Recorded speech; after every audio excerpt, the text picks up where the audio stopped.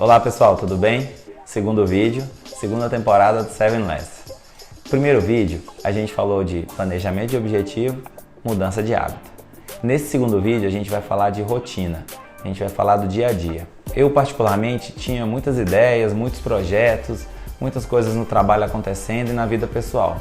E eu queria que todas elas acontecessem de forma simultânea.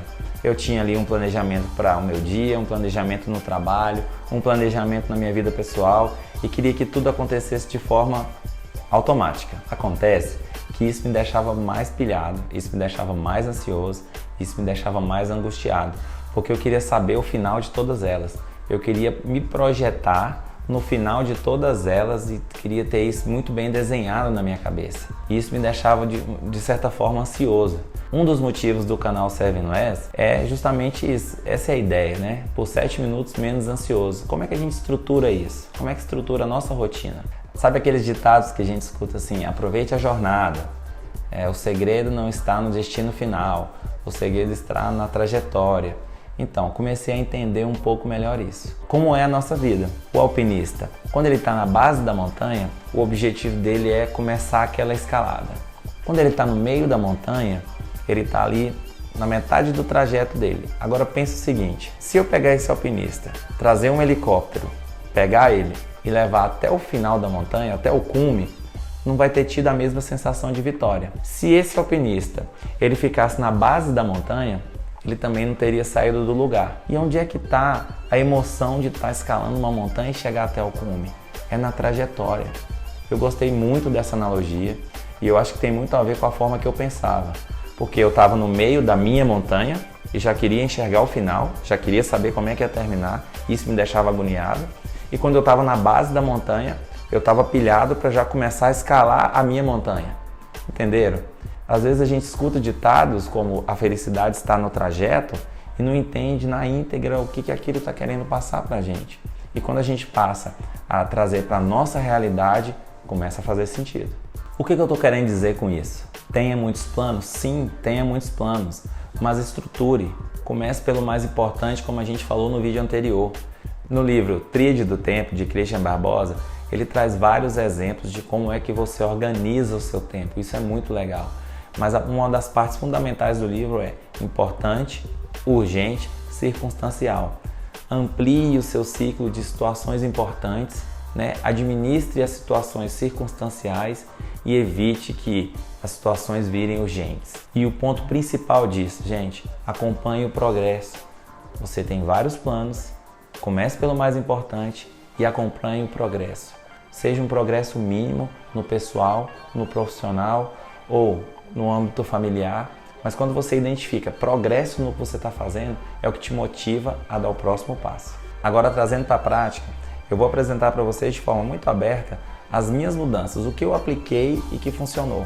Quando eu li no livro O Milagre da Manhã, as mudanças propostas, tudo que a autora propõe, eu comecei a perceber o seguinte, tá? Eu não consigo começar a acordar às vezes às 5 da manhã, mas eu percebi que eu acordava às 7, comecei a acordar às 6 para fazer uma caminhada de 30 minutos.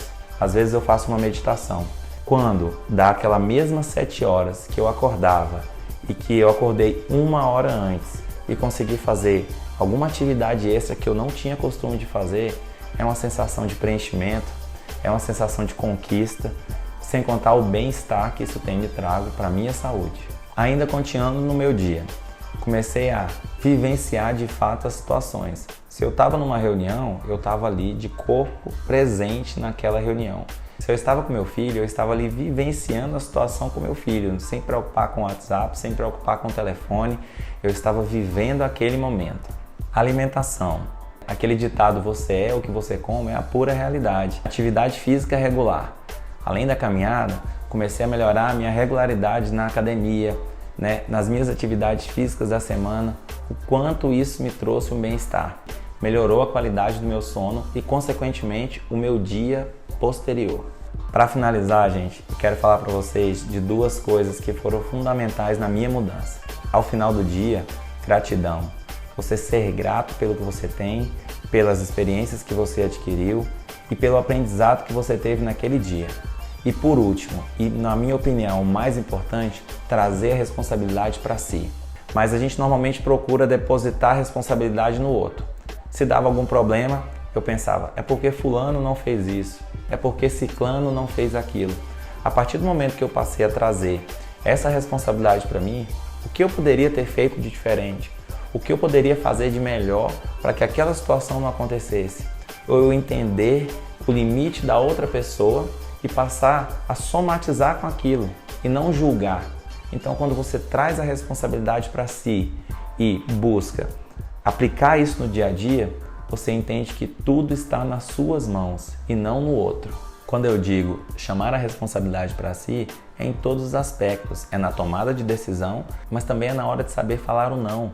Identificar o que é seu, o que é para você resolver ou o que você deve opinar. Se não é seu, segue seu caminho adiante. Não se incomode com o que não está dentro do seu círculo de influência. Uma coisa é o seu círculo de influência, se incomode com aquilo, tente mudar. Se não está dentro do seu círculo de influência, tente seguir adiante.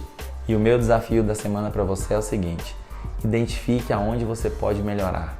Por exemplo, às vezes você acorda num determinado horário, será que você acordasse 30 minutinhos antes, você não conseguia ter um tempo para você mesmo? Respirar fundo, meditar, fazer uma caminhada. Identifique no seu dia onde você pode melhorar 30 minutinhos que seja. Um outro ponto, identifique onde está o seu círculo de influência.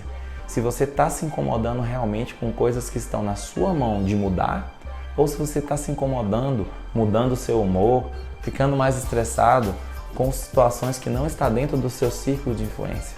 A gente ainda vai falar um pouco mais nos próximos vídeos sobre essa situação de círculo de influência interno e externo. Espero que vocês estejam gostando dos vídeos e nos próximos vídeos a gente vai aprofundar um pouco mais nisso. O que realmente eu deixo que me incomode.